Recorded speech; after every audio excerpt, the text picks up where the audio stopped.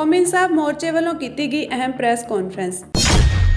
ਸਿੱਖਾਂ ਦੇ ਰੋਸ ਤੋਂ ਬਾਅਦ ਬਦਲਿਆ ਗਿਆ ਹਜ਼ੂਰ ਸਾਹਿਬ ਦਾ ਪ੍ਰਬੰਧਕ। ਪੰਜਾਬ ਸਰਕਾਰ ਦੁਆਰਾ ਪੰਚਾਇਤਾਂ ਭੰਗ ਕਰਨ ਦਾ ਕੀਤਾ ਗਿਆ ਐਲਾਨ। ਅੱਜ ਕੌਮੀ ਇਨਸਾਫ ਮੋਰਚੇ ਵੱਲੋਂ ਚੰਡੀਗੜ੍ਹ ਵਿਖੇ ਪ੍ਰੈਸ ਕਾਨਫਰੰਸ ਕੀਤੀ ਗਈ, ਜਿਸ ਵਿੱਚ ਮੋਰਚੇ ਦੇ ਕਨਵੀਨਰ ਪਾਲ ਸਿੰਘ ਫਰਾਂਸ ਨੇ ਪੱਤਰਕਾਰਾਂ ਨਾਲ ਗੱਲ ਕਰਦਿਆਂ ਕਿਹਾ ਕਿ ਕੌਮੀ ਇਨਸਾਫ ਮੋਰਚੇ ਵਿਖੇ 13 ਅਗਸਤ ਨੂੰ ਵੱਡੀ ਗਿਣਤੀ ਵਿੱਚ ਸੰਗਤਾਂ ਪਹੁੰਚਣਗੀਆਂ ਅਤੇ ਮੋਰਚੇ 'ਚੋਂ ਮੁੱਖ ਮੰਤਰੀ ਦੀ ਕੋਠੀ ਦਾ ਘਿਰਾਓ ਕੀਤਾ ਜਾਵੇਗਾ। ਮੋਰਚੇ ਦੇ ਆਗੂਆਂ ਦਾ ਕਹਿਣਾ ਹੈ ਕਿ ਪੰਜਾਬ ਅਤੇ ਕੇਂਦਰ ਸਰਕਾਰ ਵੱਲੋਂ ਬੰਦੀ ਸਿੰਘਾਂ ਦੀ ਰਿਹਾਈ ਨਹੀਂ ਕੀਤੀ ਜਾ ਰਹੀ, ਉਲਟਾ ਪੰਜਾਬ ਸਰਕਾਰ ਸਾਡੇ ਨਾਲ ਵਾਰ-ਵਾਰ ਵਾਅਦੇ ਕਰਕੇ ਮੁੱਕਰੀ ਜਾ ਰਹੀ ਹੈ। ਬੰਦੀ ਸਿੰਘ ਜੋ ਕਿ ਪਿਛਲੇ 32-33 ਸਾਲਾਂ ਤੋਂ ਜੇਲ੍ਹਾਂ ਵਿੱਚ ਬੰਦ ਹਨ, ਪਰ ਉਹਨਾਂ ਨੂੰ ਸਿਰਫ ਸਿੱਖ ਹੋਣ ਕਰਕੇ ਹੀ ਨਹੀਂ ਛੱਡਿਆ ਜਾ ਰਿਹਾ। ਸੋ ਜਿੱਥੇ ਦੂਰੋਂ ਲੋਕ 13 ਅਗਸਤ ਨੂੰ ਕੌਮੀ ਇਨਸਾਫ ਮੋਰਚੇ ਵਿੱਚ ਪਹੁੰਚ ਰਹੇ ਹਨ, ਉੱਥੇ ਅਸੀਂ ਸਮੁੱਚੇ ਖਾਲਸਾ ਪੰਥ ਨੂੰ ਵੀ ਅਪੀਲ ਕਰਦੇ ਹਾਂ ਕਿ ਤੁਸੀਂ 15 ਅਗਸਤ ਨੂੰ ਕੇਂਦਰ ਅਤੇ ਪੰਜਾਬ ਸਰਕਾਰ ਖਿਲਾਫ ਕੀਤੇ ਜਾ ਰਹੇ ਵਿਰੋਧ ਪ੍ਰਦਰਸ਼ਨ ਵਿੱਚ ਜ਼ਰੂਰ ਪਹੁੰਚੋ। ਇਸ ਦੇ ਨਾਲ ਹੀ ਜਗਤਾਰ ਸਿੰਘ ਹਵਾਰਾ ਦੇ ਪਿਤਾ ਗੁਰਚਰਨ ਸਿੰਘ ਨੇ ਬੋਲਦਿਆਂ ਕਿਹਾ ਕਿ 10 ਅਗਸਤ ਨੂੰ ਜਥੇਦਾਰ ਜਗਤਾਰ ਸਿੰਘ ਹਵਾਰਾ ਦੀ ਮੁਹਾਲੀ ਕੋਰਟ ਵਿੱਚ ਤਾਰੀਖ ਸੀ। ਕੋਰਟ ਵੱਲੋਂ ਉਹਨਾਂ ਨੂੰ ਪੇਸ਼ ਕਰਨ ਦੇ ਸਖਤ ਹੁਕਮ ਕਰਨ ਦੇ ਬਾਵਜੂਦ ਉਹਨਾਂ ਨੂੰ ਅਦਾਲਤ ਵਿੱਚ ਪੇਸ਼ ਨਹੀਂ ਕੀਤਾ ਗਿਆ। ਜਾਣਬੁੱਝ ਕੇ ਉਹਨਾਂ ਨੂੰ ਜੇਲ੍ਹ ਵਿੱਚ ਰੱਖਿਆ ਜਾ ਰਿਹਾ ਹੈ। ਇਹ ਪਹਿਲੀ ਵਾਰੀ ਕੌਮੀ ਇਨਸਾਫ ਮੋਰਚੇ ਦੇ ਸੱਦੇ ਪੱਤਰ ਤੇ ਕੌਮੀ ਇਨਸਾਫ ਮੋਰਚੇ ਵੱਲੋਂ ਜੋ ਪੋਸਟਰ ਵੀ ਜਾਰੀ ਕੀਤਾ, ਤੁਸੀਂ ਸਾਰਿਆਂ ਨੇ ਦੇਖ ਲਿਆ, ਫੋਟੋ ਕਾਪੀ ਲੈ ਲਈ ਹੈ। ਇੱਥੇ ਘੱਟ ਤੋਂ ਘੱਟ ਵੀ 60 ਮਹਾਂਪੁਰਖ ਸੰਤ ਮਹਾਤਮਾ ਜਿਨ੍ਹਾਂ ਦੀ ਸਾਲ ਦੀ ਬੁਕਿੰਗ ਰਹਿੰਦੀ, 6 ਮਹੀਨੇ ਉਹਨਾਂ ਕੋਲ ਟਾਈਮ ਨਹੀਂ ਹੁੰਦਾ, ਉਹ ਇੱਥੇ ਕੌਮੀ ਇਨਸਾਫ ਮੋਰਚੇ ਦੇ ਸੱਦੇ ਪੱਤਰ ਤੇ ਆ ਰਹੇ ਨੇ। 2-3 ਘੰਟੇ ਕੀਰਤਨ ਕਰਨਗੇ। ਉਸ ਤੋਂ ਬਾਅਦ ਜੋ 31 ਮੈਂਬਰੀ ਜਿਸ ਤਰ੍ਹਾਂ ਜਥਾ ਜਾਂਦਾ ਹੈ, ਉਸ CM ਦੀ ਕੋਠੀ ਵੱਲ ਨੂੰ ਉਹਨੂੰ ਜਗਾਉਣ ਲਈ, ਘੂਕ ਨੀਂਦ ਸੁੱਤੇ ਨੂੰ ਜਗਾਉਣ ਲਈ, ਜਿਹੜਾ CM ਜਦੋਂ ਮੋਰਚਾ ਲੱਗਾ, ਚਾਹੇ ਭਾਈ ਗੁਰਬਖਸ਼ ਸਿੰਘ ਦਾ ਲੱਗਾ ਅੰਮ੍ਰਿਤਸਰ, ਭਾਈ ਸੂਰ ਸਿੰਘ ਦਾ ਲੱਗਾ ਮੋਰਚਾ, ਉਹਦੇ ਕੋਲ ਆ ਕੇ ਬੈਠ ਕੇ ਚਾਹ ਪਾਣੀ ਪੀਂਦਾ ਸੀ, ਆਖਦਾ ਸੀ ਕਿ ਇਹ ਜਿਹੜੇ ਤੁਹਾਡੀਆਂ ਮੰਗਾਂ ਜਾਇਜ਼ ਨੇ, ਇਹ ਬਿਲਕੁਲ ਤੁਹਾਡੀਆਂ ਜਾਇਜ਼ ਮੰਗਾਂ ਨੇ। ਜਦੋਂ ਸਾਡੀ ਕੋਈ ਸਰਕਾਰ ਪਾਵਰ 'ਚ ਆਈ, ਮੇਰਾ ਹਰਾ ਪੈਨ ਚੱਲੇਗਾ ਤੇ ਤੁਰੰਤ ਇਹ ਬੰਦੀ ਸਿੰਘ ਰਿਹਾ ਹੋਣਗੇ। ਜਦੋਂ ਦਾ ਮੋਰਚਾ ਲੱਗਾ, ਉਹਦੇ ਨੇ ਸਾਡੇ ਨਾਲ 2 ਵਾਰੀ ਉਹਨਾਂ ਦੇ ਕੈਬਨਿਟ ਮੰਤਰੀ ਨਾਲ ਜ਼ਰੂਰ ਗੱਲ ਹੋਈ, ਉਹਦੇ ਨਾਲ ਕਦੇ ਵੀ ਗੱਲ ਨਹੀਂ ਹੋਈ, ਕਦੇ ਉਹਨੇ ਗੱਲ ਨਹੀਂ ਕੀਤੀ। ਕੈਬਨਿਟ ਮੰਤਰੀਆਂ ਨੇ ਵੀ, ਪ੍ਰਸ਼ਾਸਨ ਨੇ ਸਾਡੀ ਇੱਕ ਵੀ ਮੰਗ ਵੱਲ ਪੂਰੀ ਤਰ੍ਹਾਂ ਧਿਆਨ ਨਹੀਂ ਦਿੱਤਾ। ਉੱਦਾਂ ਹੀ ਹਜੇ ਜਿਹੜੇ ਸਿੰਘ ਨੇ ਜੇਲ੍ਹਾਂ ਵਿੱਚ ਨੇ, ਸ੍ਰੀ ਗੁਰੂ ਗ੍ਰੰਥ ਸਾਹਿਬ ਪਾਤਸ਼ਾਹ ਲਈ ਕੋਈ ਹਜੇ ਤੱਕ ਕਾਨੂੰਨ ਸਖਤ ਬਣਿਆ ਨਹੀਂ। ਜਿਹੜੇ ਬਾਈਬਲ ਕਲਾਂ ਗੋਲੀ ਕਾਂਡ ਵਿੱਚ ਸਿੰਘ ਸ਼ਹੀਦ ਹੋਏ, ਉਹਨਾਂ ਲਈ ਕੋਈ ਸਾਨੂੰ ਨਿਆਂ ਨਹੀਂ ਮਿਲਿਆ। ਇਸ ਕਰਕੇ ਅਸੀਂ ਸੰਤ ਮਹਾਂਪੁਰਖ ਆ ਰਹੇ ਨੇ, ਉਦਣ ਉਹ ਅਰਦਾਸ ਕਰਨਗੇ ਕਿ ਉਸ CM ਨੂੰ ਸਮੱਤ ਬਖਸ਼। ਜਿੰਨਾ ਚਿਰ ਉਹ CM ਨਹੀਂ ਸੀ, ਆਮ ਆਦਮੀ ਸੀ, ਲੋਕਾਂ ਵਿੱਚ ਵਿਚਰਦਾ ਸੀ, ਲੋਕਾਂ ਦੀਆਂ ਮੰਗਾਂ ਦਾ ਪਤਾ ਸੀ, ਹੁਣ ਉਹਨੂੰ ਇਸ ਜੰਗਲ ਬਿਆਬਾਨ ਸੜਕ ਦੇ ਕਿਨਾਰੇ ਲੱਗਾ ਹੋਇਆ ਮੋਰਚਾ ਨਹੀਂ ਦਿਸ ਰਿਹਾ। ਇੱਥੇ ਸ੍ਰੀ ਗੁਰੂ ਗ੍ਰੰਥ ਸਾਹਿਬ ਦਾ ਪ੍ਰਕਾਸ਼ ਨਹੀਂ ਉਹਨੂੰ ਦਿਸ ਰਿਹਾ। ਇੱਥੇ ਸਾਡੀਆਂ ਜਿਹੜੀਆਂ ਬਜ਼ੁਰਗ ਮਾਵਾਂ, ਭੈਣਾਂ, ਧੀਆਂ, ਬੱਚੇ, ਬਜ਼ੁਰਗ ਸੜਕਾਂ ਦੇ ਕਿਨਾਰੇ ਉਹਨੂੰ ਦਿਸਦੇ ਨੇ। ਸਾਡੀਆਂ ਕੋਈ ਮੰਗ ਨਹੀਂ ਬਣ ਰਿਹਾ। ਉਹਨੂੰ ਜਗਾਉਣ ਵਾਸਤੇ, ਉਹਦੇ ਵਾਸਤੇ ਉਹਨੂੰ ਮਾਲਕ ਸਮੱਤ ਬਖਸ਼ੇ, ਉਹਨੂੰ ਜਗਾਉਣ ਵਾਸਤੇ ਅਰਦਾਸ ਕਰਨੀ। ਏਡੇ ਮਹਾਂਪੁਰਖ ਪਹੁੰਚ ਰਹੇ ਨੇ। 13 ਅਗਸਤ ਜੋ ਪਰਸੋਂ ਨੂੰ ਆ ਰਿਹਾ, 10 ਵਜੇ ਉਹਨਾਂ ਨੇ ਤਕਰੀਬਨ ਸਾਰਿਆਂ ਨੇ ਪਹੁੰਚ ਜਾਣਾ ਵਾ। ਉਸ ਵਾਸਤੇ ਅਸੀਂ ਤੁਹਾਨੂੰ ਬੇਨਤੀ ਕਰ ਰਹੇ, ਪੋਸਟਰ ਜਾਰੀ ਕੀਤਾ। ਸੰਗਤਾਂ ਨੂੰ ਅਪੀਲ ਹੈ, ਜਿਹੜੇ ਆਵਾਜ਼ ਸੁਣਦੇ ਨੇ, ਉਹ ਵੱਧ ਤੋਂ ਵੱਧ ਸੰਗਤਾਂ ਇਸ ਪ੍ਰੋਗਰਾਮ ਦਾ ਲਾਹਾ ਲੈਣ। ਸੋ ਸਾਡੀ ਬੇਨਤੀ ਨੂੰ ਪ੍ਰਵਾਨ ਕਰਦੇ ਹੋਏ 13 ਅਗਸਤ ਨੂੰ ਇੱਕ ਉਹਨਾਂ ਨੇ ਪ੍ਰੋਗਰਾਮ ਲਿਖਿਆ, ਜਿੰਨੇ ਵੀ ਮਹਾਂਪੁਰਸ਼ ਹੈ, ਤਕਰੀਬਨ 50-60 ਬਹੁਤ ਵੱਡੀ ਗਿਣਤੀ ਵਿੱਚ 10 ਵਜੇ ਇੱਥੇ ਕੌਮੀ ਇਨਸਾਫ ਮੋਰਚੇ ਵਿੱਚ ਪਹੁੰਚ ਕੇ 1 ਵਜੇ ਤੱਕ ਉਹ ਕੀਰਤਨ ਕਰਨਗੇ। ਉਸ ਤੋਂ ਬਾਅਦ ਜਿਹੜਾ 31 ਸਿੰਘਾਂ ਦਾ ਜਥਾ ਅਸੀਂ ਲਗਾਤਾਰ ਮੁੱਖ ਮੰਤਰੀ ਭਗਵੰਤ ਮਾਨ ਦੀ ਕੋਠੀ ਵੱਲ ਭੇਜਿਆ ਜਾ ਰਿਹਾ, ਉਹ ਜਥਾ ਵਿਸ਼ੇਸ਼ ਹੋਏਗਾ। ਉਸ ਦਿਨ ਉਹ ਮਹਾਂਪੁਰਸ਼ ਹੀ ਉਹ 31 ਸਿੰਘਾਂ ਦਾ ਜਥੇ ਦੀ ਅਗਵਾਈ ਕਰਨਗੇ, ਆਪ ਜਾਣਗੇ। ਸੋ ਸੰਗਤਾਂ ਨੂੰ ਅਪੀਲ ਹੈ, ਕੌਮੀ ਇਨਸਾਫ ਮੋਰਚੇ ਦੀ ਅਪੀਲ ਨੂੰ ਸਮਝਦੇ ਹੋਏ ਉਸ ਦਿਨ 13 ਅਗਸਤ ਨੂੰ ਇੱਥੇ ਸੰਗਤਾਂ ਦੇ ਜਿੱਥੇ ਬਚਨ ਸੁਣਨ ਵਾਸਤੇ, ਉੱਥੇ ਉਹ ਇੱਕ ਨਵੇਕਲੇ ਤੌਰ ਦਾ ਜਥਾ ਜਿਹੜਾ ਹੋਏਗਾ, ਉਹ ਪੂਰਾ ਅਨੁਸ਼ਾਸਨ 'ਚ ਰਹਿ ਕੇ ਕੀਰਤਨ ਕਰਦਾ ਹੋਇਆ ਉੱਥੇ ਪਹੁੰਚੇਗਾ। ਸੋ ਸਾਡੀ ਬੇਨਤੀ ਹੈ ਸੰਗਤਾਂ ਨੂੰ ਉੱਥੇ ਵੱਧ ਤੋਂ ਵੱਧ ਪਹੁੰਚਣ ਉਸ ਦਿਨ, ਤਾਂ ਕਿ ਸੁੱਤੀਆਂ ਸਰਕਾਰਾਂ ਦੀਆਂ ਅਸੀਂ ਜ਼ਮੀਰਾਂ ਨੂੰ ਜਗਾ ਚੁੱਕੇ। ਸੋ ਸੰਤ ਮਹਾਂਪੁਰਸ਼ ਪਹੁੰਚ ਰਹੇ ਆ, ਉਸ ਦਿਨ ਸੰਗਤਾਂ ਬਹੁਤ ਵੱਡੀ ਗਿਣਤੀ ਵਿੱਚ ਪਹੁੰਚਣ। ਤੇ ਕਿ ਜਿਹੜੀ ਆਜ਼ਾਦੀ ਹੈ, ਅਖੌਤੀ ਆਜ਼ਾਦੀ ਦੀ ਗੱਲ ਕੀਤੀ ਜਾ ਰਹੀ ਹੈ, ਜਿਹੜੀ ਸਿੱਖਾਂ ਨੇ ਬਹੁਤ ਵੱਡੀਆਂ ਕੁਰਬਾਨੀਆਂ ਦੇ ਕੇ ਇਸ ਦੇਸ਼ ਨੂੰ ਆਜ਼ਾਦ ਕਰਾਇਆ ਸੀ, परंतु वो जिन्ने साडे बनदे हक सी वो नहीं दे रहे। साडे नाल जिथे सरकारां वितकरा कर रहीआं उत्थे कोर्टां भी वितकरा कर रहीआं, क्योंकि कल जिहड़ी 10 अगस्त नूं जथेदार जगतार सिंह हवारा की तरीक सी मोहाली कोर्ट विच उन्हां नूं पेश नहीं किया गया, जदों कि कोर्ट ने कुछ दिन पहला उन्हां दे प्रोडक्शन वारंट जेल नूं भेजे सी कि उन्हां नूं फिजिकल तौर ते पेश किया जाए, परंतु सरकारां ही उस कानून की उलंघना करदियां। सो असी 15 अगस्त नूं जिहड़ी कॉल दित्ती है, संगतां नूं अपील है कि ये एक कौम का दर्द है, उस कौम के दर्द नूं पछाणदे होए अपना फर्ज पछाणदे उत्थे वहीरां घत के पहुँचो कौमी इंसाफ मोर्चे विच, तां कि असी वो शांतमई रोस मार्च है जिहड़ा वो कढ़िया जावे। सो संगतां नूं ये कौमी इंसाफ मोर्चे वालों अपील है। ਤਖਤ ਹਜ਼ੂਰ ਸਾਹਿਬ ਬੋਰਡ ਦਾ ਪ੍ਰਸ਼ਾਸਕ ਸਿੱਖ ਦੀ ਥਾਂ ਤੇ ਇੱਕ ਹਿੰਦੂ ਆਈਏਐਸ ਅਫਸਰ ਨੂੰ ਬਣਾਉਣ ਤੇ ਹੋਏ ਵਿਵਾਦ ਤੋਂ ਬਾਅਦ ਹੁਣ ਮਹਾਰਾਸ਼ਟਰ ਸਰਕਾਰ ਨੇ ਆਪਣਾ ਫੈਸਲਾ ਪਲਟ ਦਿੱਤਾ ਹੈ। ਉਹਨਾਂ ਨੇ ਹੁਣ ਡਾਕਟਰ ਵਿਜੇ ਸਤਬੀਰ ਸਿੰਘ ਨੂੰ ਨਵਾਂ ਪ੍ਰਸ਼ਾਸਕ ਬਣਾ ਦਿੱਤਾ ਹੈ। Doctor Vijay Satbir Singh 1984 IAS batch ਦੇ ਹਨ ਅਤੇ ਉਹ ਮਹਾਰਾਸ਼ਟਰ ਸਰਕਾਰ ਵਿੱਚ ਐਡੀਸ਼ਨਲ ਚੀਫ ਸਕੱਤਰ ਰਹਿ ਚੁੱਕੇ ਹਨ। ਉਹ ਰਿਟਾਇਰਡ ਆਈਏਐਸ ਅਧਿਕਾਰੀ ਹਨ। ਇਸ ਦੀ ਜਾਣਕਾਰੀ ਦਿੱਲੀ ਕਮੇਟੀ ਦੇ ਸਾਬਕਾ ਪ੍ਰਧਾਨ ਅਤੇ ਬੀਜੇਪੀ ਦੇ ਆਗੂ ਮਨਜਿੰਦਰ ਸਿੰਘ ਸਿਰਸਾ ਨੇ ਦਿੱਤੀ ਹੈ। ਸਿਰਸਾ ਅਤੇ ਦਿੱਲੀ ਕਮੇਟੀ ਦੇ ਪ੍ਰਧਾਨ ਹਰਮੀਤ ਸਿੰਘ ਕਾਲਕਾ ਨੇ ਇਸ ਮਸਲੇ ਤੇ ਮਹਾਰਾਸ਼ਟਰ ਦੇ ਉਪ ਮੁੱਖ ਮੰਤਰੀ ਦੇਵੇਂਦਰ ਫਡਨਵੀਸ ਨਾਲ ਮੁਲਾਕਾਤ ਕੀਤੀ ਸੀ। ਇਸ ਤੋਂ ਪਹਿਲਾਂ ਪੀਐਸ ਪਰਸੀਚਾ ਦਾ ਕਾਰਜਕਾਲ ਖਤਮ ਹੋਣ ਤੋਂ ਬਾਅਦ ਮਹਾਰਾਸ਼ਟਰ ਸਰਕਾਰ ਨੇ ਨਾਂਦੇੜ ਜ਼ਿਲ੍ਹੇ ਦੇ ਕਲੈਕਟਰ ਅਭਿਜੀਤ ਰਾਜੇਂਦਰ ਰਾਉਤ ਨੂੰ ਪ੍ਰਸ਼ਾਸਕ ਦੀ ਜ਼ਿੰਮੇਵਾਰੀ ਸੌਂਪੀ ਸੀ, ਜਿਸ ਨੂੰ ਲੈ ਕੇ ਕਾਫੀ ਵਿਵਾਦ ਵੀ ਹੋਇਆ ਸੀ। ਐਸਡੀਪੀਸੀ ਦੇ ਪ੍ਰਧਾਨ ਹਰਜਿੰਦਰ ਸਿੰਘ ਧਾਮੀ ਨੇ ਇਸ ਮੁੱਦੇ ਤੇ ਮਹਾਰਾਸ਼ਟਰ ਸਰਕਾਰ ਨੂੰ ਚਿੱਠੀ ਲਿਖ ਕੇ ਕਰੜਾ ਇਤਰਾਜ਼ ਵੀ ਜ਼ਾਹਰ ਕੀਤਾ ਸੀ। ਬੀਜੇਪੀ ਦੇ ਆਗੂ ਮਨਜਿੰਦਰ ਸਿੰਘ ਸਿਰਸਾ ਨੇ ਕਿਹਾ ਕਿ ਅਸੀਂ ਉਪ ਮੁੱਖ ਮੰਤਰੀ ਦੇਵੇਂਦਰ ਫਡਨਵੀਸ ਦੇ ਧੰਨਵਾਦੀ ਹਾਂ, ਜਿਨ੍ਹਾਂ ਨੇ ਦਿੱਲੀ ਸਿੱਖ ਗੁਰਦੁਆਰਾ ਪ੍ਰਬੰਧਕ ਕਮੇਟੀ ਦੇ ਡੈਲੀਗੇਸ਼ਨ ਨੂੰ ਆਪਣੀ ਗੱਲ ਰੱਖਣ ਦਾ ਸਮਾਂ ਦਿੱਤਾ ਅਤੇ ਸਿੱਖਾਂ ਦੀ ਮੰਗ ਮੰਨਦੇ ਹੋਏ ਤਖਤ ਸ੍ਰੀ ਹਜ਼ੂਰ ਸਾਹਿਬ ਦਾ ਪ੍ਰਸ਼ਾਸਕ ਡਾਕਟਰ ਵਿਜੇ ਸਤਬੀਰ ਸਿੰਘ ਨੂੰ ਬਣਾਇਆ। ਉਹ ਸਿੱਖ ਭਾਈਚਾਰੇ ਅਤੇ ਉਹਨਾਂ ਦੇ ਮੁੱਦਿਆਂ ਨੂੰ ਚੰਗੀ ਤਰ੍ਹਾਂ ਸਮਝਦੇ ਹਨ। ਇੱਕ ਵਾਰ ਮੁੜ ਤੋਂ ਬੀਜੇਪੀ ਅਤੇ ਸ਼ਿਵ ਸੈਨਾ ਦੀ ਸਰਕਾਰ ਨੇ ਸਿੱਖਾਂ ਦੀ ਭਾਵਨਾਵਾਂ ਦਾ ਸਤਿਕਾਰ ਕੀਤਾ ਹੈ। ਅੱਜ ਦਿੱਲੀ ਸਿੱਖ ਗੁਰਦੁਆਰਾ ਮੈਨੇਜਮੈਂਟ ਕਮੇਟੀ ਦੇ ਪ੍ਰਧਾਨ ਸਰਦਾਰ ਹਰਮੀਤ ਸਿੰਘ ਜੀ ਕਾਲਕਾ ਔਰ ਜਨਰਲ ਸਕੱਤਰ ਸਰਦਾਰ ਜਗਦੀਪ ਸਿੰਘ ਜੀ ਕਾਲੋਂ ਅਸੀਂ ਸਾਰੇ ਮਹਾਰਾਸ਼ਟਰ ਦੇ ਉਪ ਮੁੱਖ ਮੰਤਰੀ ਦੇਵੇਂਦਰ ਫਡਨਵੀਸ ਜੀ ਨੂੰ ਮਿਲਣ ਵਾਸਤੇ ਪਹੁੰਚੇ।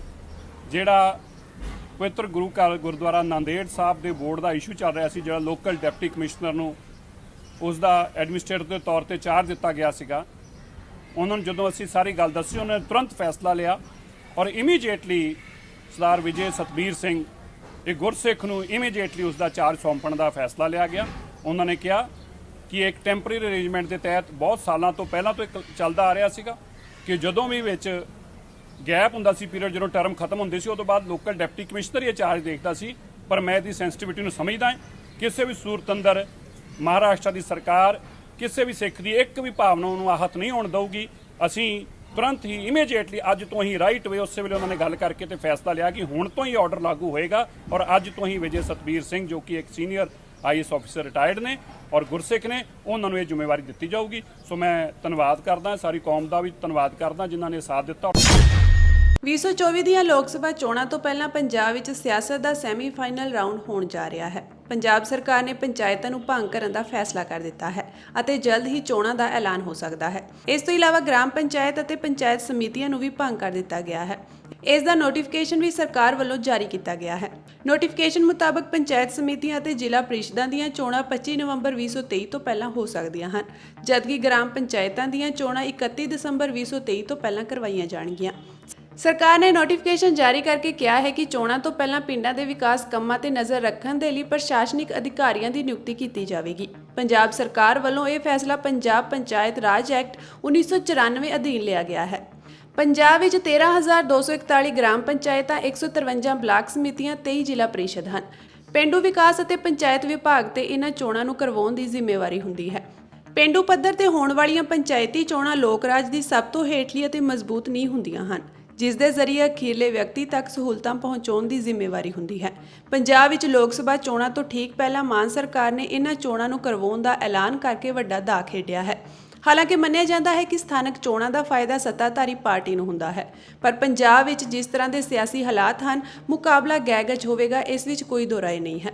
ਸੱਤਾਧਾਰੀ ਆਮ ਆਦਮੀ ਪਾਰਟੀ ਪਹਿਲੀ ਵਾਰ ਪੂਰੇ ਦਖਮਲ ਨਾਲ ਪੰਚਾਇਤੀ ਚੋਣਾਂ ਵਿੱਚ ਉਤਰੇਗੀ।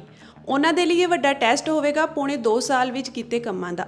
ਇਸ ਤੋਂ ਇਲਾਵਾ ਪੰਚਾਇਤੀ ਅਤੇ ਹੋਰ ਸਥਾਨਕ ਚੋਣਾਂ ਦੇ ਜ਼ਰੀਏ ਆਮ ਆਦਮੀ ਪਾਰਟੀ ਲਈ ਪਿੰਡਾਂ ਵਿੱਚ ਆਪਣੀਆਂ ਸਿਆਸੀ ਜੜ੍ਹਾਂ ਫੈਲਾਉਣ ਦਾ ਵੀ ਮੌਕਾ ਹੋਵੇਗਾ।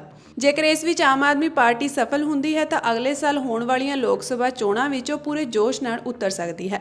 ਪਰ ਜੇਕਰ ਪਾਰਟੀ ਨੂੰ ਚੋਣਾਂ ਵਿੱਚ ਨਮੋਸ਼ੀ ਹੱਥ ਲੱਗੀ ਤਾਂ ਦਾ ਉਲਟਾ ਵੀ ਪੈ ਸਕਦਾ ਹੈ। ਕਾਂਗਰਸ ਅਤੇ ਅਕਾਲੀ ਦਲ ਦੇ ਲਈ ਸਥਾਨਕ ਚੋਣਾਂ ਵੱਡਾ ਮੌਕਾ ਹੈ ਵਾਪਸੀ ਕਰਨ ਦਾ।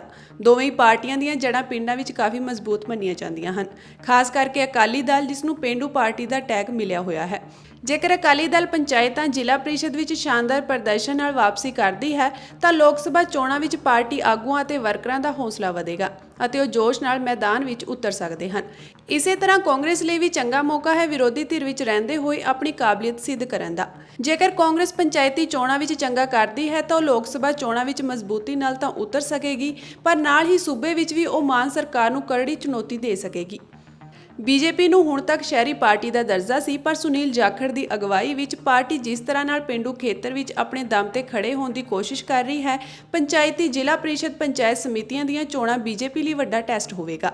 ਜੇਕਰ ਬੀਜੇਪੀ ਚੋਣਾਂ ਨਹੀਂ ਵੀ ਜਿੱਤ ਪਾਉਂਦੀ ਪਰ ਵੋਟ ਸ਼ੇਅਰ ਵਿੱਚ ਚੰਗਾ ਕਰਦੀ ਹੈ ਤਾਂ ਇਹ ਵੀ ਬੀਜੇਪੀ ਲਈ ਕਿਸੇ ਜਿੱਤ ਤੋਂ ਘੱਟ ਨਹੀਂ ਹੋਵੇਗਾ। ਸੋ ਕੁੱਲ ਮਿਲਾ ਕੇ ਪੰਜਾਬ ਦੀਆਂ ਸਥਾਨਕ ਚੋਣਾਂ ਹਰ ਪਾਰਟੀ ਦਾ ਸਥਾਨ ਯਾਨੀ ਥਾਂ ਤੈਅ ਕਰੇਗੀ ਕਿ ਉਹ ਕਿੰਨੇ ਪਾਣੀ ਵਿੱਚ ਹੈ। ਚੋਣਾਂ ਤੈਅ ਕਰਨਗੀਆਂ ਆਪ ਪੌਣੇ 2 ਸਾਲ ਵਿੱਚ ਜਨਤਾ ਵਿੱਚ ਕਿੰਨੀ ਮਜ਼ਬੂਤ ਹੋਈ। ਅਕਾਲੀ ਦਲ ਅਤੇ ਕਾਂਗਰਸ ਦੇ ਸਾਹਮਣੇ ਵਾਪਸੀ ਦੇ ਨਾਲ ਪੇਂਡੂ ਖੇਤਰਾਂ ਵਿੱਚ ਆਪਣੀ ਸਾਖ ਨੂੰ ਬਚਾਉਣ ਦੀ ਚੁਣੌਤੀ ਹੋਵੇਗੀ। ਬੀਜੇਪੀ ਲਈ ਇਹ ਚੋਣਾਂ ਤੈਅ ਕਰਨਗੀਆਂ ਪੇਂਡੂ ਖੇਤਰ ਵਿੱਚ ਪਾਰਟੀ ਕਿੱਥੇ ਸਟੈਂਡ ਕਰਦੀ ਹੈ। ਇਸੇ ਦੇ ਆਧਾਰ ਤੇ ਹੀ ਬੀਜੇਪੀ ਦੀ ਭਵਿੱਖ ਦੀ ਸਿਆਸੀ ਰਣਨੀਤੀ ਵੀ ਤੈਅ ਹੋਵੇਗੀ।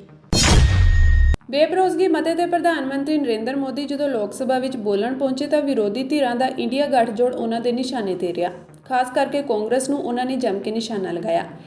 ਇਸ ਦੌਰਾਨ ਪ੍ਰਧਾਨ ਮੰਤਰੀ ਨੇ 1984 ਦੀ ਨਸਲਕੁਸ਼ੀ ਅਤੇ ਸ਼੍ਰੀ ਅਕਾਲ ਤਖਤ ਸਾਹਿਬ ਤੇ ਸਾਬਕਾ ਪ੍ਰਧਾਨ ਮੰਤਰੀ ਇੰਦਰਾ ਗਾਂਧੀ ਵੱਲੋਂ ਕੀਤੇ ਗਏ ਹਮਲੇ ਨੂੰ ਲੈ ਕੇ ਵੀ ਸਵਾਲ ਚੁੱਕੇ। ਪ੍ਰਧਾਨ ਮੰਤਰੀ ਨਰਿੰਦਰ ਮੋਦੀ ਨੇ ਕਿਹਾ ਕਿ ਰਾਹੁਲ ਗਾਂਧੀ ਮੁਹੱਬਤ ਦੀ ਦੁਕਾਨ ਦੀ ਗੱਲ ਕਰਦੇ ਹਨ, ਜਦਕਿ ਇਹਨਾਂ ਨੇ ਨਫ਼ਰਤ ਵੇਚੀ ਹੈ ਅਤੇ ਸਿੱਖਾਂ ਤੇ ਜ਼ੁਲਮ ਕੀਤੇ। ਪ੍ਰਧਾਨ ਮੰਤਰੀ ਇੱਥੇ ਹੀ ਨਹੀਂ ਰੁਕੇ, ਉਹਨਾਂ ਨੇ ਕਿਹਾ ਕਿ ਮਿਜ਼ੋਰਮ ਵਿੱਚ 5 ਮਾਰਚ 1966 ਵਿੱਚ ਇੰਦਰਾ ਗਾਂਧੀ ਨੇ ਭਾਰਤੀ ਹਵਾਈ ਫੌਜ ਕੋਲੋਂ ਆਪਣੇ ਹੀ ਨਾਗਰਿਕਾਂ ਤੇ ਹਮਲਾ ਕਰਵਾਇਆ। ਫਿਰ ਇਹਨਾਂ ਨੇ ਸ਼੍ਰੀ ਅਕਾਲ ਤਖਤ ਸਾਹਿਬ ਤੇ ਹਮਲਾ ਕਰਵਾਇਆ ਕਿਉਂਕਿ ਮਿਜ਼ੋਰਮ ਵਿੱਚ ਇਹਨਾਂ ਨੂੰ ਪਹਿਲਾਂ ਹੀ ਆਦਤ ਲੱਗ ਗਈ ਸੀ। ਇਸੇ ਲਈ ਉਹ ਸ਼੍ਰੀ ਅਕਾਲ ਤਖਤ ਸਾਹਿਬ ਤੇ ਹਮਲਾ ਕਰਨ ਲਈ ਪਹੁੰਚ ਗਏ ਅਤੇ ਇੱਥੇ ਸਾਨੂੰ ਉਪਦੇਸ਼ ਦੇ ਰਹੇ ਹਨ। अपनी वायुसेना के माध्यम से हमला करवाया था और बड़ा गंभीर विवाद हुआ था। कांग्रेस वाले जवाब दे, क्या वो किसी दूसरे देश की वायुसेना थी? क्या मिजोरम के लोग मेरे देश के नागरिक नहीं थे? क्या उनकी सुरक्षा ये भारत सरकार की जिम्मेवारी थी कि नहीं थी? 5 मार्च 1966 वायुसेना से हमला करवाया गया, निर्दोष नागरिकों पर हमला करवाया गया। और माननीय अध्यक्ष जी, आज भी मिजोरम में 5 मार्च को आज भी पूरा मिजोरम शोक मनाता है। उस दर्द को मिजोरम भूल नहीं पा रहा है। कभी इन्होंने मरहम लगाने की कोशिश नहीं की है, घाव भरने का प्रयास तक नहीं किया है। कभी उनको इसका दुख नहीं हुआ है। और कांग्रेस ने इस सच को देश के सामने छिपाया है। दोस्तों, ये सत्य देश से उन्होंने छिपाया है कि अपने ही देश में वायुसेना से हमला करवाना। कौन था उस समय? इंदिरा गांधी। अकाल तख्त पर हमला हुआ है तो अभी भी हमारी स्मृति में है। उनको मिजोरम में उसके पहले ही आदत लग गई थी और इसलिए अकाल तख्त पर हमला करने तक वो पहुंचे थे, मेरे ही देश में। और यहां में उपदेश दे रहे हैं। ਆਮ ਆਦਮੀ ਪਾਰਟੀ ਤੋਂ ਰਾਜ ਸਭਾ ਮੈਂਬਰ ਰਾਘਵ ਚੱਡਾ ਨੂੰ ਰਾਜ ਸਭਾ ਤੋਂ ਸਸਪੈਂਡ ਕਰ ਦਿੱਤਾ ਗਿਆ ਹੈ। ਰਾਘਵ ਚੱਡਾ ਤੇ ਸਾਂਸਦਾਂ ਦੀ ਮਨਜ਼ੂਰੀ ਤੋਂ ਬਿਨਾਂ ਮੋਸ਼ਨ ਮੂਵ ਕਰਨ ਦੇ ਇਲਜ਼ਾਮ ਲੱਗੇ ਹਨ। ਰਾਘਵ ਚੱਡਾ ਜਾਲੀ ਦਸਤਖਤ ਮਾਮਲੇ ਵਿੱਚ ਰਿਪੋਰਟ ਆਉਣ ਤੱਕ ਸਸਪੈਂਡ ਰਹਿਣਗੇ ਤੇ ਇਸ ਮਾਮਲੇ ਦੀ ਜਾਂਚ ਵਿਸ਼ੇਸ਼ ਅਧਿਕਾਰ ਕਮੇਟੀ ਕਰ ਰਹੀ ਹੈ। ਦਰਅਸਲ 5 ਸੰਸਦ ਮੈਂਬਰਾਂ ਨੇ ਰਾਜ ਸਭਾ ਵਿੱਚ ਇਹ ਦਾਅਵਾ ਕੀਤਾ ਹੈ ਕਿ ਉਹਨਾਂ ਦੀ ਸਹਿਮਤੀ ਤੋਂ ਬਿਨਾਂ ਦਿੱਲੀ ਸੇਵਾਵਾਂ ਬਿੱਲ ਨੂੰ ਸਿਲੈਕਟ ਕਮੇਟੀ ਕੋਲ ਭੇਜਣ ਦੇ ਪ੍ਰਸਤਾਵ ਤੇ ਉਹਨਾਂ ਦੇ ਨਾਵਾਂ ਦਾ ਜ਼ਿਕਰ ਕੀਤਾ ਗਿਆ ਸੀ। ਇਹ ਪ੍ਰਸਤਾਵ ਆਮ ਆਦਮੀ ਪਾਰਟੀ ਸੰਸਦ ਰਾਘਵ ਚੱਡਾ ਨੇ ਪੇਸ਼ ਕੀਤਾ ਸੀ। ਭਾਜਪਾ ਦੇ 3 ਸੰਸਦ ਮੈਂਬਰ ਹਨ, ਜਿਨ੍ਹਾਂ ਵਿੱਚੋਂ ਇੱਕ ਬੀਜੇਪੀ ਅਤੇ AIADMK ਦੇ ਸੰਸਦ ਮੈਂਬਰ ਹਨ, ਜਿਨ੍ਹਾਂ ਨੇ ਵਿਰੋਧ ਦਰਜ ਕਰਵਾਇਆ। ਕੇਂਦਰੀ ਗ੍ਰਹਿ ਮੰਤਰੀ ਅਮਿਤ ਸ਼ਾਹ ਨੇ ਇਸ ਮਾਮਲੇ ਦੀ ਜਾਂਚ ਦੀ ਮੰਗ ਕੀਤੀ ਸੀ। ਇਹ ਵਿਵਾਦ ਸਾਹਮਣੇ ਆਉਂਦੇ ਹੀ ਰਾਜ ਸਭਾ ਦੇ ਡਿਪਟੀ ਚੇਅਰਮੈਨ ਨੇ ਇਸ ਦੀ ਜਾਂਚ ਕਰਵਾਉਣ ਦਾ ਭਰੋਸਾ ਦਿੱਤਾ ਹੈ। मैं सस्पेंडेड राज्यसभा सांसद राघव चड्ढा, जी हां, मुझे राज्यसभा से आज सस्पेंड कर दिया गया है। मुझे क्यों निलंबित किया, मुझे क्यों सस्पेंड किया गया, मेरा क्या अपराध है? क्या मेरा यह अपराध है कि मैंने पार्लियामेंट में खड़े होकर दुनिया की सबसे बड़ी पार्टी बीजेपी के सबसे बड़े नेताओं से सवाल पूछे? क्या मेरा यह अपराध है कि मैंने दिल्ली सेवा बिल पर अपनी बात रखते हुए बीजेपी के सबसे बड़े नेताओं से न्याय की मांग करी, उन्हें उन्हीं का पुराना मैनिफेस्टो दिखाकर वादे पूरे करने को कहा, बीजेपी को आईना दिखाया और आज की बीजेपी को अडवाणीवादी और वाजपेयीवादी होने की बात कही? क्या इन्हें यह दर्द सताता है कि कैसे ये 34 साल का युवा संसद में खड़ा होकर हमें ललकारता है, हमसे सवाल पूछता है, हम पे सवाल दागता है? ये लोग बहुत शक्तिशाली लोग हैं, ये लोग किसी भी हद तक जा सकते हैं। इसी हफ्ते मुझे कमिटी ऑफ प्रिविलेजेस के 2 नोटिस आ चुके हैं। शायद ये भी एक अपने आप में रिकॉर्ड होगा। सदन के अंदर विपक्ष को बोलने नहीं दिया जाता, लीडर ऑफ ऑपोजिशन का माइक बंद कर दिया जाता है। इसी मॉनसून सत्र में 3 आम आदमी पार्टी के एमपीज को सस्पेंड किया गया है, संजय सिंह, सुशील कुमार रिंकू और मुझे। पहली बार शायद भारत के इतिहास में देखा गया होगा कि लोकसभा में विपक्ष की जो सबसे बड़ी पार्टी होती है, जो इस समय कांग्रेस पार्टी है, उसके सदन के नेता को सस्पेंड कर दिया। यानी कि ये लोग चाहते हैं कि कोई भी आवाज ना उठाए, कोई भी इनसे सवाल ना पूछे, हर शख्स को सस्पेंड कर दो। मैं शहीद आजम भगत सिंह की धरती से आता हूं, पूरी मजबूती से प्रिविलेज कमेटी के सामने अपना पक्ष रखूंगा, न्याय की मांग करूंगा। इस देश के कई बड़े नेताओं के खिलाफ प्रिविलेज कमेटी ने कार्रवाई करी, इंदिरा गांधी जी के खिलाफ करी, अटल बिहारी वाजपेयी साहब के खिलाफ करी, डॉक्टर मनमोहन सिंह के खिलाफ करी। मैं आपको बताना चाहता हूं कि बीजेपी के लोग जिस प्रकार से राहुल गांधी जी की सदस्यता ले सकते हैं, कल कोई आम आदमी पार्टी के किसी भी सांसद की सदस्यता भी रद्द कर सकते हैं। ये जो चाहे कर सकते हैं। और शायद मैं पहली बार ही ऐसा देख रहा हूंगा कि जो मनगढ़ंत आरोप बीजेपी लगा रही है और जिस अपराध के लिए मुझे दोषी कह रही है, वो तो अपराध कहीं रूल बुक में लिखा ही नहीं हुआ। मैं आपको साफ करना चाहूंगा कि बीजेपी के लोग ये कह रहे हैं कि मैंने कोई दस्तखत कर किसी सांसद के सदन में जमा करा दिए। मैं आपको सत्य बताना चाहूंगा। सत्य यह है कि किसी भी सांसद को एक समिति में नाम प्रस्तावित करने की छूट होती है। यानी कि मैं एक सिलेक्ट कमेटी के गठन के लिए कुछ सांसदों का, एमपीज का नाम सुझा सकता हूं, प्रस्तावित कर सकता हूं, प्रपोज कर सकता हूं। इसमें किसी सांसद की लिखित सहमति यानी कि रिटर्न कंसेंट या सिग्नेचर, हस्ताक्षर की, दस्तखत की जरूरत नहीं पड़ती है। आपको बस प्रस्तावित नाम देने होते हैं और अगर किसी सांसद को आपत्ति है तो अपना नाम विड्रॉ कर सकता है। कहीं पर भी ना सिग्नेचर लिए जाते हैं, ना सिग्नेचर जमा किए जाते हैं, ना हमने सिग्नेचर जमा कराए। लेकिन फिर भी एक मौका इन लोगों को मिल गया है मुझ पर कीचड़ उछालने का और मेरी रेपुटेशन को तार करने का। एज अ पार्लियामेंटेरियन मुझ पर कीचड़ उछालकर मेरी रेपुटेशन को हार्म पहुंचाने का। मैंने कहना चाहता हूं कि मैं आपकी इन चुनौतियों से डरता नहीं हूं, अंत तक आपसे लड़ाई लड़ूंगा। ਰਾਸ਼ਟਰੀ ਜਾਂਚ ਏਜੰਸੀ ਨੇ ਅਤਿਵਾਦੀ ਗੈਂਗਸਟਰ ਡਰੱਗ ਤਸਕਰਾਂ ਦੇ ਨੈਟਵਰਕ ਦੀ ਜਾਂਚ ਦੇ ਸਬੰਧ ਵਿੱਚ ਗੈਂਗਸਟਰ ਲਾਰੈਂਸ ਬਿਸ਼ਨੋਈ ਅਤੇ ਬੰਬੀਹਾ ਗਰੋਹ ਦੇ 12 ਮੁੱਖ ਮੈਂਬਰਾਂ ਵਿਰੁੱਧ 2 ਸਪਲੀਮੈਂਟਰੀ ਚਾਰਜਸ਼ੀਟਾਂ ਦਾਖਲ ਕੀਤੀਆਂ ਹਨ। ਅਧਿਕਾਰੀ ਨੇ ਦੱਸਿਆ ਕਿ ਇੱਕ ਸਬੰਧਤ ਘਟਨਾਕ੍ਰਮ ਵਿੱਚ ਇੱਥੇ ਇੱਕ ਵਿਸ਼ੇਸ਼ ਅਦਾਲਤ ਨੇ ਅਰਸ਼ਦੀਪ ਡੱਲਾ ਸਮੇਤ 7 ਅਪਰਾਧੀਆਂ ਨੂੰ ਬਹੁਰਾਜੀ ਦਹਿਸ਼ਤਗਰਦ ਗੈਂਗਸਟਰ ਗੱਠਜੋੜ ਦੇ ਮਾਮਲੇ ਵਿੱਚ ਭਗੌੜਾ ਕਰਾਰ ਦਿੱਤਾ ਹੈ। NIA ਦੇ ਬੁਲਾਰੇ ਨੇ ਦੱਸਿਆ ਕਿ ਏਜੰਸੀ ਨੇ ਸਪਲੀਮੈਂਟਰੀ ਚਾਰਜਸ਼ੀਟ ਵਿੱਚ ਲਖਵੀਰ ਸਿੰਘ ਉਰਫ ਲੰਡਾ ਸਮੇਤ ਬਿਸ਼ਨੋਈ ਗੈਂਗ ਦੇ 3 ਮੈਂਬਰਾਂ ਅਤੇ ਬੰਬੀਹਾ ਗੈਂਗ ਦੇ 9 ਮੈਂਬਰਾਂ ਨੂੰ ਨਾਮਜ਼ਦ ਕੀਤਾ ਹੈ। ਇਸ ਦੇ ਨਾਲ ਹੀ NIA ਨੇ ਪਿਛਲੇ ਸਾਲ 26 ਅਗਸਤ ਨੂੰ ਦਰਜ ਹੋਏ ਦੋਵਾਂ ਮਾਮਲਿਆਂ ਵਿੱਚ ਕੁੱਲ 33 ਮੁਲਜ਼ਮਾਂ ਖਿਲਾਫ ਚਾਰਜਸ਼ੀਟ ਦਾਖਲ ਕੀਤੀ ਹੈ। ਬੁਲਾਰੇ ਨੇ ਦੱਸਿਆ ਕਿ ਲੰਡਾ ਤੋਂ ਇਲਾਵਾ ਦਲੀਪ ਕੁਮਾਰ ਬਿਸ਼ਨੋਈ ਅਤੇ ਸੁਰਿੰਦਰ ਸਿੰਘ ਉਰਫ ਚੀਕੂ ਖਿਲਾਫ ਪਹਿਲੀ ਸਪਲੀਮੈਂਟਰੀ ਚਾਰਜਸ਼ੀਟ ਦਾਇਰ ਕੀਤੀ ਗਈ ਹੈ। ਫਰਾਰ ਲੰਡਾ ਹਰਵਿੰਦਰ ਸਿੰਘ ਉਰਫ ਰਿੰਦਾ ਬਿਸ਼ਨੋਈ ਅਤੇ ਗੋਲਡੀ ਬਰਾੜ ਦਾ ਕਰੀਬੀ ਸਾਥੀ ਹੈ। ਅਮਰੀਕਾ ਦੇ ਹਵਾਈ ਸੂਬੇ ਦੇ ਜੰਗਲਾਂ ਵਿੱਚ ਅੱਗ ਲੱਗਣ ਕਾਰਨ ਹੁਣ ਤੱਕ 53 ਲੋਕਾਂ ਦੀ ਮੌਤ ਹੋ ਚੁੱਕੀ ਹੈ। ਜਾਣਕਾਰੀ ਅਨੁਸਾਰ ਇਹ ਹਵਾਈ ਸੂਬੇ ਵਿੱਚ ਹੁਣ ਤੱਕ ਦੀ ਸਭ ਤੋਂ ਵੱਡੀ ਤਬਾਹੀ ਹੈ। ਇਸ ਅੱਗ ਵਿੱਚ ਕਰੀਬ 1000 ਇਮਾਰਤਾਂ ਸੜ ਗਈਆਂ ਹਨ। ਇਸ ਦੇ ਨਾਲ ਹੀ ਸੂਬੇ 'ਚ ਕਈ ਲੋਕ ਬੇਘਰ ਹੋ ਗਏ ਹਨ। ਮੰਗਲਵਾਰ ਨੂੰ ਤੇਜ਼ ਹਵਾਵਾਂ ਕਾਰਨ ਅੱਗ ਹਵਾਈ ਦੇ ਪੱਛਮੀ ਤੱਟ ਤੇ ਸਥਿਤ ਮਾਉਈ ਟਾਪੂ ਤੱਕ ਫੈਲ ਗਈ। ਅੱਗ ਇੰਨੀ ਤੇਜ਼ੀ ਨਾਲ ਫੈਲੀ ਕਿ ਕਈ ਲੋਕ ਇਸ ਦੀ ਚਪੇਟ ਵਿੱਚ ਆ ਗਏ। ਕੁਝ ਲੋਕਾਂ ਨੂੰ ਆਪਣੀ ਜਾਨ ਬਚਾਉਣ ਲਈ ਸਮੁੰਦਰ ਵਿੱਚ ਛਾਲ ਮਾਰਨੀ ਪਈ। ਮਾਉਈ ਤੋਂ ਹੁਣ ਤੱਕ ਹਜ਼ਾਰਾਂ ਲੋਕਾਂ ਨੂੰ ਸੁਰੱਖਿਅਤ ਬਾਹਰ ਕੱਢਿਆ ਜਾ ਚੁੱਕਿਆ ਹੈ। ਫਿਲਹਾਲ ਹਵਾਈ ਅੱਡੇ ਤੇ 1400 ਲੋਕ ਬਾਹਰ ਨਿਕਲਣ ਦਾ ਇੰਤਜ਼ਾਰ ਕਰ ਰਹੇ ਹਨ। ਇਹਨਾਂ ਵਿੱਚੋਂ ਜ਼ਿਆਦਾਤਰ ਲੋਕ ਸੈਲਾਨੀ ਹਨ। ਹਵਾਈ ਦੇ ਗਵਰਨਰ ਜੋਸ਼ ਗ੍ਰੀਨ ਨੇ ਕਿਹਾ ਕਿ ਲਾਹੀਨਾ ਸ਼ਹਿਰ ਵਿੱਚ ਤਬਾਹੀ ਤੋਂ ਬਾਅਦ ਇਸ ਨੂੰ ਦੁਬਾਰਾ ਬਣਾਉਣ ਵਿੱਚ ਕਈ ਸਾਲ ਅਤੇ ਅਰਬਾਂ ਰੁਪਏ ਲੱਗਣਗੇ। ਗਵਰਨਰ ਦੇ ਅਨੁਸਾਰ 1961 ਵਿੱਚ ਸਮੁੰਦਰੀ ਲਹਿਰਾਂ ਵਿੱਚ 61 ਲੋਕਾਂ ਦੀ ਮੌਤ ਤੋਂ ਬਾਅਦ ਇਹ ਸਭ ਤੋਂ ਭੈੜਾ ਨੁਕਸਾਨ ਹੈ।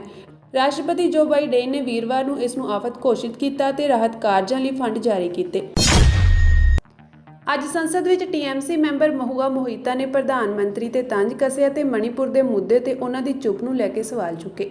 ਉਹਨਾਂ ਨੇ ਸ਼ੁਰੂਆਤ ਕਰਦਿਆਂ ਕਿਹਾ ਕਿ ਅਮਰੀਕਾ ਦੇ ਪ੍ਰਸਿੱਧ ਲੇਖਕ ਨੇ ਕਿਹਾ, ਜੇਕਰ ਕੋਈ ਸਵਾਲ ਨਹੀਂ ਹੈ ਤਾਂ ਕੋਈ ਜਵਾਬ ਵੀ ਨਹੀਂ ਹੁੰਦਾ।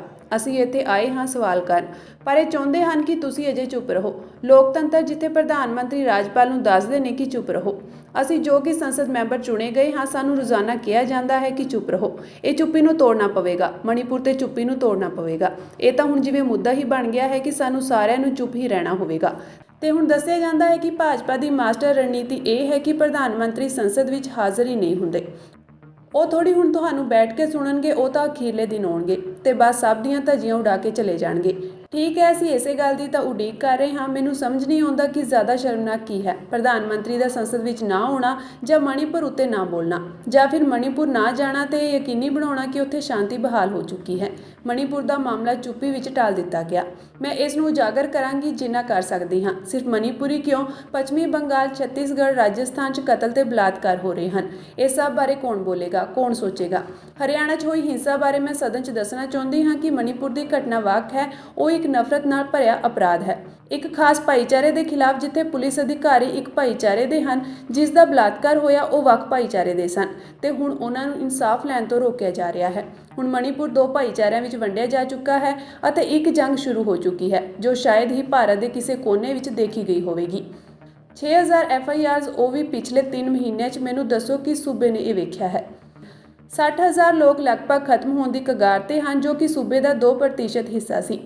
ਕਿ ਸੂਬੇ ਨੇ ਦੇਖਿਆ ਹੈ ਮਣੀਪੁਰ ਦਾ ਸਾਰਾ ਵਰਤਾਰਾ ਵੀਡੀਓ ਵਿੱਚ ਕੈਦ ਕੀਤਾ ਜਾਂਦਾ ਹੈ। 10000 ਲੋਕ ਮਾਰੇ ਜਾਂਦੇ ਹਨ ਪਿਛਲੇ 3 ਮਹੀਨਿਆਂ 'ਚ। ਕੀ ਸੂਬੇ ਨੇ ਵੇਖਿਆ ਹੈ? ਇਹ ਸਭ ਸਿਰਫ ਮਣੀਪੁਰ ਨੇ ਦੇਖਿਆ ਹੈ। ਆਪਣੀ ਫਜ਼ੂਲ ਦੀ ਬਿਆਨਬਾਜ਼ੀ ਬੰਦ ਕਰੋ, ਮਣੀਪੁਰ ਦੀ ਘਟਨਾ ਤੇ ਧਿਆਨ ਦਿਓ। ਪ੍ਰਧਾਨ ਮੰਤਰੀ ਜੀ, ਮੈਂ ਮਣੀਪੁਰ ਦੇ ਲੋਕਾਂ ਵੱਲੋਂ ਤੁਹਾਨੂੰ ਹੱਥ ਜੋੜ ਕੇ ਬੇਨਤੀ ਕਰਦੀ ਹਾਂ, ਕਿਰਪਾ ਕਰਕੇ ਕੋਈ ਹੱਲ ਕੱਢੋ। ਇਸ ਘਟਨਾ ਨੇ ਸਾਨੂੰ ਸ਼ਰਮ ਨਾਲ ਭਰ ਦਿੱਤਾ ਹੈ। ਨਫ਼ਰਤ ਦੀ ਜੰਗ 'ਚ ਦੇਖੋ ਕੀ ਹੋ ਗਿਆ। ਸਬਜ਼ੀਆਂ ਹਿੰਦੂ ਹੋ ਗਈਆਂ ਤੇ ਬੱਕਰਾ ਮੁਸਲਮਾਨ ਹੋ ਗਿਆ। ਤੁਸੀਂ ਹਰੇਕ ਸੂਬੇ ਵਿੱਚ ਕੀ ਕਰਨਾ ਚਾਹ ਰਹੇ ਹੋ? ਅਸੀਂ ਤੁਹਾਡੇ ਬਾਂਦਰ ਬਣ ਕੇ ਨਹੀਂ ਰਹਾਂਗੇ। ਹੁਣ ਇਸ ਘਟਨਾ ਤੋਂ ਬਾਅਦ ਲੋਕ ਸੋਚਣਗੇ, ਅਗਲੀ ਵਾਰ ਸਾਨੂੰ ਮੋਦੀ ਤੋਂ ਇਲਾਵਾ ਕੋਈ ਵੀ ਚੱਲੇਗਾ, ਪਰ ਮੋਦੀ ਨਹੀਂ। We are here to ask the questions in our "Tum abhi chup raho" republic, where the Honorable Prime Minister tells the governor, "Chup raho," where we as elected MPs in this house are routinely told, "Chup raho." This motion is to break this omerta, this code of silence on Manipur, the most pressing issue of the day, where we are all supposed to raho chup. And now we are told that it is the BJP's master strategy that even with this motion, the Honorable Prime Minister has not come to the House day before yesterday. He has not come yesterday. He has not yet come today.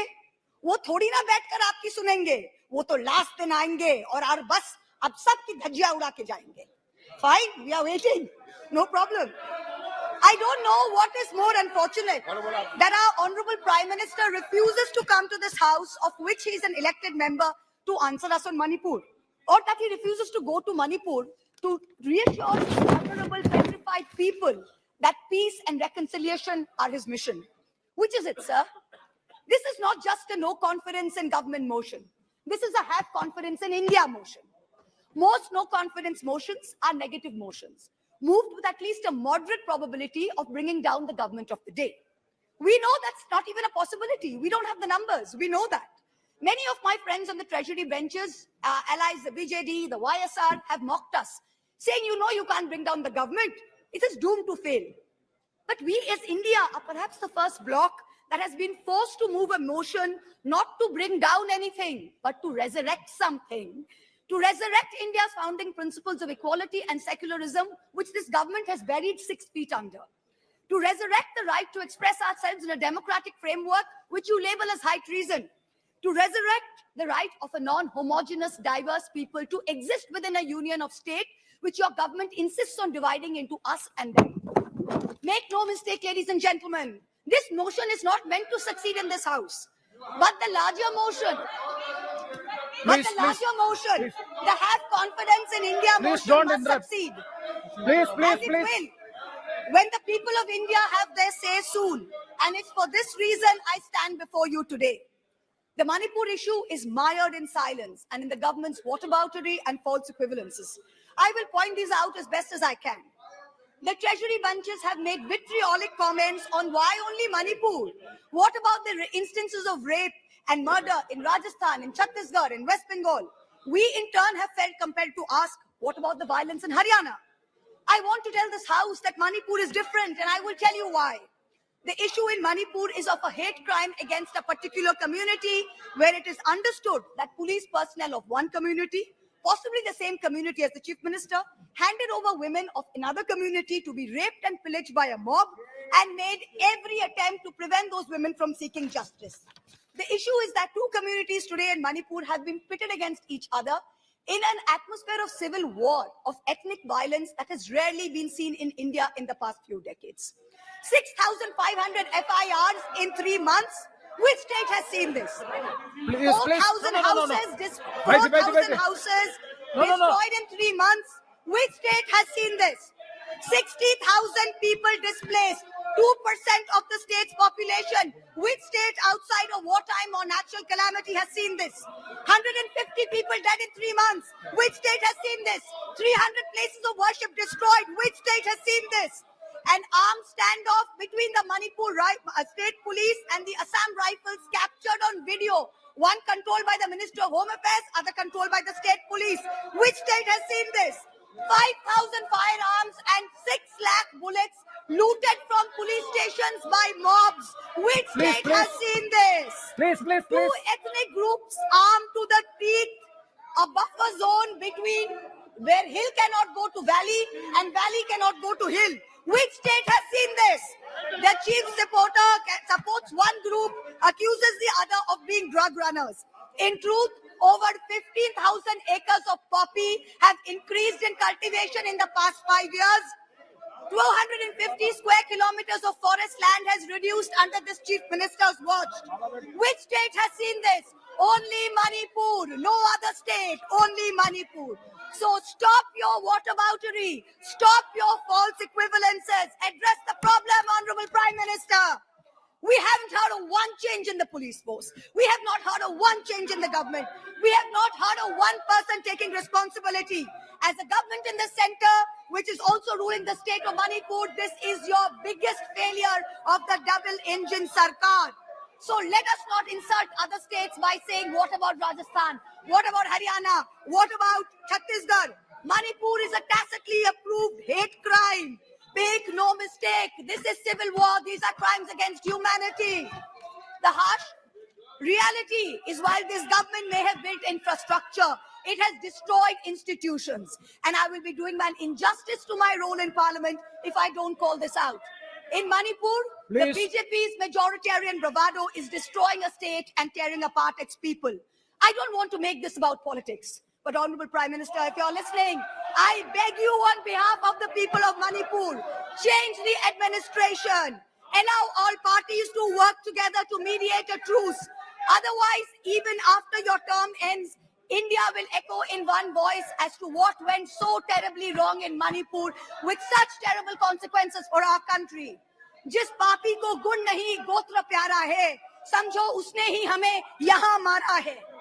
India has lost confidence in you. The spectacle of the Prime Minister of the greatest democracy bowing to a religious seers of a majority in the chamber of a new parliament fills us with shame. Police manhandling and filing FIRs against champion wrestlers against a BJP MP accused fills us with shame. 50 panchayats in 3 districts of BJP ruled Haryana issuing letters forbidding Muslim traders entering the state fills us with shame. नफरतों की जंग ने अब देखो क्या क्या हो गया. सब्जियां हिंदू हुई, बकरा मुसलमान हो गया. No, madam. You are creating it in every state. No, We are not, 1 minute, we are not going to be bullied. One crony capitalist is not going to make a monkey out of India's regulators and equity markets while we watch. Mamta Di is not scared. Mr. Stalin is not scared. Akhilesh Ji is not scared. Rahul Gandhi is not scared. A 37% vote share party can only prevail if the rest of us 63% are shared. Yes. And we are not. This time we will take you on and we will win. Thank you. I hear the illustrious BJP members of the House. Thank you, praising- ma'am. Well, last para, ma'am. Sir, last para, sir. I hear the BJP members praising their own. And I quote from the Gita, you have the right to labor only and not to the fruits of labor. Everyone asks, if not Modi ji, then who? This inaction on Manipur, Honorable Prime Minister, where you had absolute power to intervene but did not, is a cornerstone after which India will say anyone but Modi. National gatka association of India ਦੇ ਅਣਥਕ ਯਤਨਾਂ ਸਦਕਾ martial art ਗੱਤਕੇ ਦੀ ਪ੍ਰਫੁੱਲਤਾ ਲਈ ਇੱਕ ਮਹੱਤਵਪੂਰਨ ਪ੍ਰਾਪਤੀ ਹੋਈ ਹੈ ਅਤੇ 7 ਸਾਲਾਂ ਦੇ ਵਕਫੇ ਤੋਂ ਬਾਅਦ ਆਗਾਮੀ ਰਾਸ਼ਟਰੀ ਸਕੂਲ ਖੇਡਾਂ ਵਿੱਚ ਗੱਤਕੇ ਨੂੰ ਬਤੌਰ ਖੇਡ ਵਜੋਂ ਮੁੜ ਸ਼ਾਮਿਲ ਕਰ ਲਿਆ ਗਿਆ ਹੈ। ਇਹ ਮਹੱਤਵਪੂਰਨ ਘਟਨਾਕ੍ਰਮ ਦਾ ਖੁਲਾਸਾ ਅੱਜ national gatka association of India ਦੇ ਪ੍ਰਧਾਨ ਹਰਜੀਤ ਸਿੰਘ ਗਰੇਵਾਲ, ਸਟੇਟ ਐਵਾਰਡੀ ਅਤੇ ਡਾਕਟਰ ਦੀਪ ਸਿੰਘ, ਜਨਰਲ ਸਕੱਤਰ, ਵਿਸ਼ਵ ਗੱਤਕਾ ਫੈਡਰੇਸ਼ਨ ਨੇ ਕੀਤਾ। ਵਧੇਰੇ ਜਾਣਕਾਰੀ ਦਿੰਦੇ ਹੋਏ ਹਰਜੀਤ ਸਿੰਘ ਗਰੇਵਾਲ ਨੇ ਦੱਸਿਆ ਕਿ ਉਹਨਾਂ ਦੀ school games federation of India the ਕਾਰਜਕਾਰਨੀ committee ਦੇ ਮੈਂਬਰ ਭਗਵਤੀ ਸਿੰਘ ਨਾਲ ਇੱਕ ਅਹਿਮ ਮੀਟਿੰਗ ਹੋਈ ਜੋ ਕਿ ਲਖਨਊ ਵਿੱਚ ਉੱਤਰ ਪ੍ਰਦੇਸ਼ ਸਰਕਾਰ ਦੇ ਸਕੂਲ ਸਿੱਖਿਆ ਵਿਭਾਗ ਦੇ ਜੁਆਇੰਟ ਡਾਇਰੈਕਟਰ ਵਜੋਂ ਤੈਨਾਤ ਹਨ। ਇਸ ਮੀਟਿੰਗ ਦੌਰਾਨ ਗਰੇਵਾਲ ਨੇ ਉਹਨਾਂ ਨੂੰ ਇੱਕ ਰਸਮੀ ਬੇਨਤੀ ਪੱਤਰ ਅਤੇ ਗੱਤਕਾ ਖੇਡ ਦੀ ਤਕਨੀਕੀ ਨਿਯਮਾਵਲੀ ਵੀ ਪੇਸ਼ ਕੀਤੀ ਜਿਸ ਵਿੱਚ ਆਗਾਮੀ 66ਵੀਂ ਕੌਮੀ ਸਕੂਲ ਖੇਡਾਂ ਵਿੱਚ ਗੱਤਕੇ ਨੂੰ ਸ਼ਾਮਲ ਕਰਨ ਦੀ ਅਪੀਲ ਕੀਤੀ ਗਈ। ਉਹਨਾਂ ਦੱਸਿਆ ਕਿ ਇਸ ਮੌਕੇ SGFI ਦੇ ਪ੍ਰਤੀਨਿਧੀ ਨੇ ਗੱਤਕੇ ਨੂੰ ਪ੍ਰਸਤਾਵਿਤ ਖੇਡ ਕੈਲੰਡਰ ਵਿੱਚ ਸ਼ਾਮਲ ਕਰਨ ਲਈ ਵਚਨਬੱਧ ਕੀਤਾ ਸੀ ਜਿਸ ਕਰਕੇ ਗੱਤਕਾ ਖਿਡਾਰੀਆਂ ਅੰਦਰ ਵਿਆਪਕ ਖੁਸ਼ੀ ਅਤੇ ਉਮੀਦ ਦੀ ਕਿਰਨ ਪੈਦਾ ਹੋਈ ਹੈ।